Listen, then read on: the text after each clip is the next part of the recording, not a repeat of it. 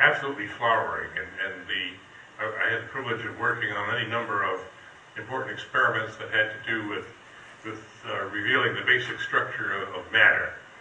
And we now have this thing we call the Standard Model. It's been in place for 30 years and is still in pretty good agreement with all observations. We're waiting the new accelerators that will be coming online shortly to see if we can find some anomaly that will help us move ahead to the next level. I won't be involved because I'm retired, but that was my background.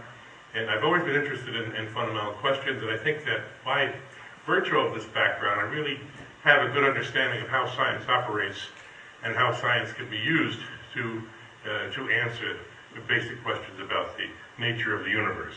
Okay, so my book is God the Failed Hypothesis, How Science Shows That God Does Not Exist. And it happens to come at a very opportune time for me because it's helping me with sales, certainly. And that is when we find a rising interest, at least in the United States, in atheism and questions having to do with God and with religion. We've had the bestsellers that we've heard about, Richard Dawkins' The God Delusion. There are 2 books by Sam Harris. This Letter to a Christian Nation is currently still on the list, the New York Times list. And Sam Harris has also endorsed my book, I'm happy to say. And you might ask, why doubt? Why is this suddenly of interest? And I think the reason is that there's an increasing recognition of the corrosive influence that the religious right is having on America, certainly, and of course, as a consequence, on the rest of the world, because the U.S. has so much influence on what happens every place else, so much effect on what happens every place else with U.S. actions. And there have been a number of books that have documented this. There's American Theocracy by Kevin Phillips, The Republican War on Science by Chris Mooney, American Fascists by Chris Hedges. This is one that's just come out. It is on the bestseller list. Chris Hedges is not an atheist. These books are not necessarily from an atheist perspective, but they have documented what I claim is the increasing effect dangerous effect of the religious right. Here, 2 more, Kingdom Coming. These are just out. The Kingdom Coming by Michelle Goldberg and Theocons by Damon Linker. So these are all books that talk about things that I don't talk about. I mean, I'm just telling you that they're appearing at the time when my book is appearing, and they're contributing to this interest in taking a strong role against religion. Closer, okay.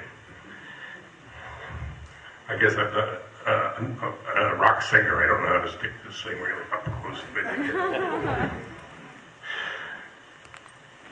Now, there's evidence for this. There's evidence, as I said, documented in these books for what's going on. And the evidence is the theology over science that we have experienced now with the Bush administration. It's rather amazing and hard to believe that much of the policy making by the Bush administration is based on faith rather than evidence. And this has showed up in any number of issues that I don't want to take a lot of time on this, but some of their resistance to doing anything about global warming, stem cell research, again, because of religious reasons, not approving with the good conduct of stem cell research. The war in Iraq is kind of a faith-based initiative. It certainly isn't based on evidence. Was it based on evidence? Abstinence-only birth control. Let me just use this as an example. And that is, the Bush administration has spent millions of dollars promoting abstinence as the only moral way to achieve birth control. And it's done this all over the U.S. and in Africa. In Africa, it spent millions of dollars on just just abstinence advocacy, and not a cent on condoms. And to make matters worse, what happened was when it was the Centers for Disease Control in the United States came out with a study that showed that abstinence was totally ineffective as a means for birth control. The Bush administration tried to change the report, forced them to take it off the website, and so on. And this sort of suppression of scientific results has been that don't agree with this dogma of the religious right has been one of the most disturbing things, and scientists finally have begun to speak out against it. The trouble is, they're not speaking out forcefully enough, and that's where Dawkins and Harris and I come in. Most scientists have avoided criticizing religion. Now, those figures that we just heard lead us to think that there is a majority of scientists. I don't believe that. I think the polls that I've seen indicate that the majority of scientists are still not believers. Certainly the National Academy of Science, which is the elite group of scientists in the United States, there was a poll taken of them in 1998, which showed that only 7% of them believed in a personal God. So I don't think scientists are terribly religious in the United States either. But they pretty much say, stay out of it. They want the rest of us to stay out of it because they're afraid, this is my surmise, that they're afraid of losing public support for their research funding, and there's nothing more important to the science and funding to a scientist.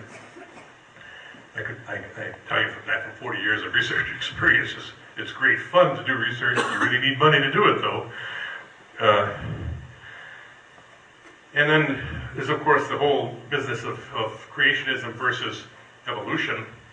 And scientists are afraid of losing the support of more moderate religious groups and also the Catholic Church in the battles over teaching evolution.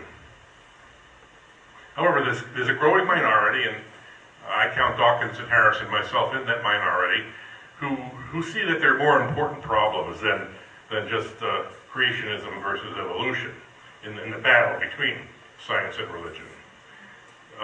Dawkins quotes, in his book, he quotes geneticist Jerry Coyne as saying that the real nature of the conflict between religion and science is not evolution versus creationism. The real war is between rationalism and superstition. Now, finally, this is where I come in. God is the ultimate superstition, and I am addressing the question of the existence of God.